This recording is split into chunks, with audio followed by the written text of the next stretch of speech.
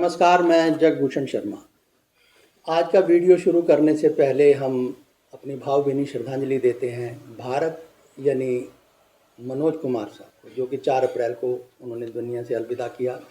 और इनके ऊपर हम अलग से एक कार्यक्रम बनाएंगे, लेकिन एक बहुत ही विख्यात प्रसिद्ध भारतीय सिनेमा जगत के अभिनेता वो दुनिया में नहीं रहे। हमारी भावभीनी श्रद्धांजलि।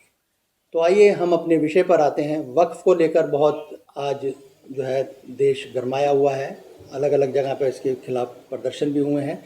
वक्फ क्या है? वक्फ एक दान करने का एक वो है, जैसे हमारे हिंदुओं में दान कर देते हैं अपनी अचल अचल संपत्ति को धर्मार्थ कार्यों के लिए, इसी तरह वो इस्लाम में कहिए या तो उसमें वक्फ कहा जाता है कि वो दान कर देते हैं और पूर्ण समर्पण के साथ, डेडिकेशन के साथ।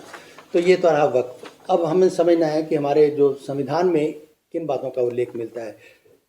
आर्टिकल 15 हमें थोड़ा बहुत समझ लेना चाहिए। थोड़ा बहुत क्या कि हम विशेषज्ञ तो नहीं हैं, लेकिन फिर भी एक लेमैन की तरह हमें, अगर लेमैन की हैसियत से भी अगर समझें तो हमें 3-4 इससे संबंधित, वक्फ से संबंधित हमें आर्टिकल समझने होंगे। वो है 15, 25, 26 और 40। 25 के भी सब उपखंड हैं और 26 के भी हैं, तो उपखंड तो काफ़ी जो है अनुच्छेद हैं उनके मिल जाते हैं, लेकिन हमें मोटा मोटी समझना है। 15 क्या कहता है? 15 ये कहता है हम जाति, लिंग, भाषा, खान पान, धर्म के आधार पर किसी तरह का हम उसमें डिस्टिंक्शन नहीं कर सकते, एक बात। 25 सरकार को ये इजाज़त देती है, कई कारणों को लेकर वो रिस्ट्रिक्टेड कर सकती है, यानी उस पर कानून भी बना सकती है, उन्हें रोक भी, प्रतिबंधित, नियंत्रण कर सकती है। एक उदाहरण मिलता है हनीफ मोहम्मद कुरैशी का, क्योंकि अगर इस्लाम में गोकशी को वो परहेज़ नहीं मानते, लेकिन बकर ईद पर गोकशी नहीं हो सकती। इस पर सरकार का दखल बढ़ जाता है, कानून बना सकती है, रोक सकती है, प्रतिबंधित, नियंत्रित कर सकती है। इसी प्रकार किसी धार्मिक जुलूस में खोपड़ी लेकर, जो स्कल्ट लेके कह रहे हो मानव तांडव नृत्य करना, या घातक हथियार लेके तलवारें चमकाना, ये करना, ये सब प्रतिबंधित है। ये 25 के ही अंदर उपखंड में आपको मिल जाएंगे। ठीक है जी। 26 ये कहता है कि जो धर्म के, जो एक व्यक्ति को स्वतंत्रता है, लेकिन वो पूरे संप्रदाय को है, वो नहीं है, वो पूरा संप्रदाय अपने उसके जो अचल संपत्ति जो उसको दान में मिली है, जो वक्फ हुई है, उसका रख रखाव वो मेंटेन कर सकता है। ये 26 है। और 40 में आप जानते हैं कि ग्राम पंचायतें जो हैं वो उनको शक्तियाँ दी गई हैं, वो गाँव का रख रखाव करे, जैसे भी है।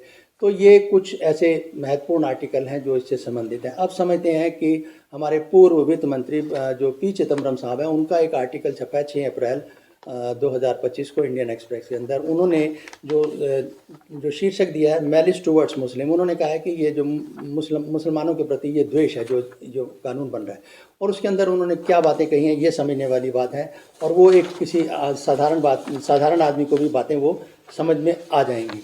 वो कहते हैं कि जो एक उसमें उन्होंने दिया है अक्रॉस दी आइल, तो वो कहते हैं कि अजीब बात यह है कि इन्होंने ये कहा कि भाई वक्फ में जो है वो गैर मुस्लिम भी जो है शिरकत कर सकते हैं, या वो उनको छूट दे रहे हैं, या क्या इस कानून में आगे बताएंगे वो।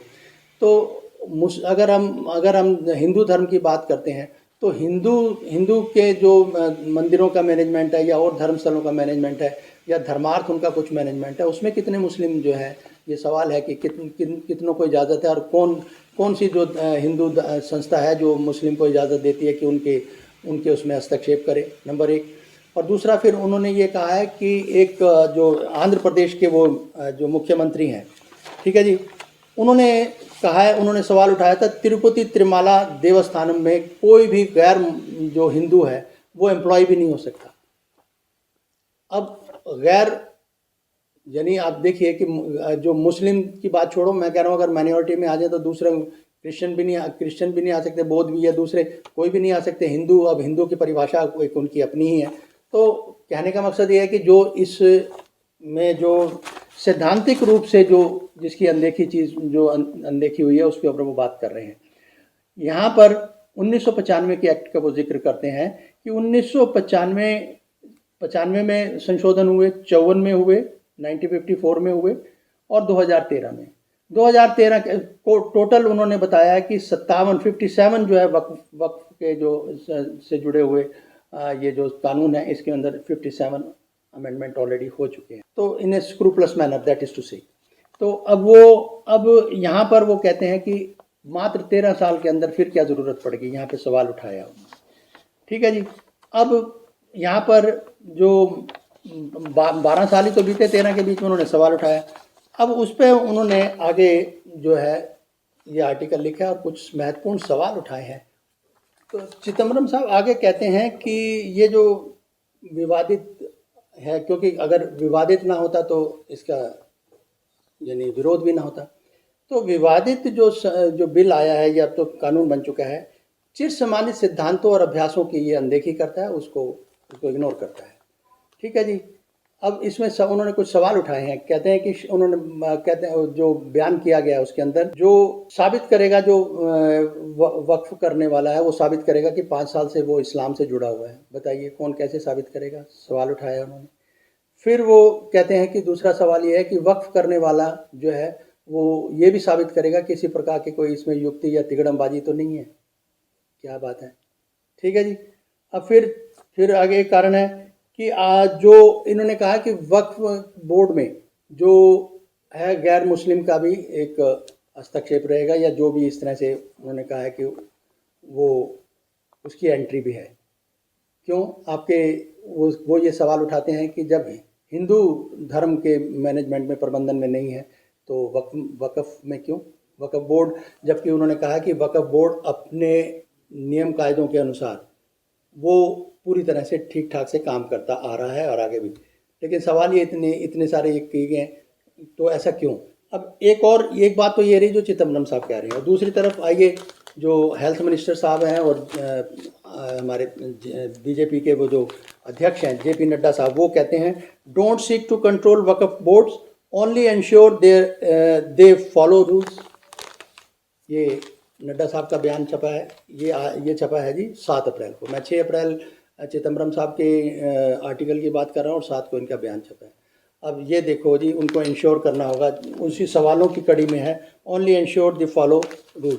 अब ये 12-13 साल से आए हैं हुकूमत में और 70-75 साल से देश चल रहा है। खैर जो भी है, अब सरकार जिनके हाथ में ताकत है वो कर रहे हैं। हमने तो आपको वक्फ को समझाया कि आर्टिकल कौन से आर्टिकल है जो संबंधित हैं, किस बातों पे बवाल हुआ, क्यों है, और कितना विरोध ये इसका वक्फ को हुआ है। तो एक बात तो बड़ी निश्चित रूप है, कोई भी धर्म दूसरे धर्म के व्यक्ति को अपने प्रबंधन में किसी तरह की कोई इजाज़त नहीं देगा। समझना आपने और हमने सबने है, सरकार क्या चाहती है, किस तरह से जो है वो अपना रूल करना चाहती है, ये आपने और हमने समझना है। फिलहाल इस वीडियो में इतना ही, फिर मिलेंगे। नमस्कार।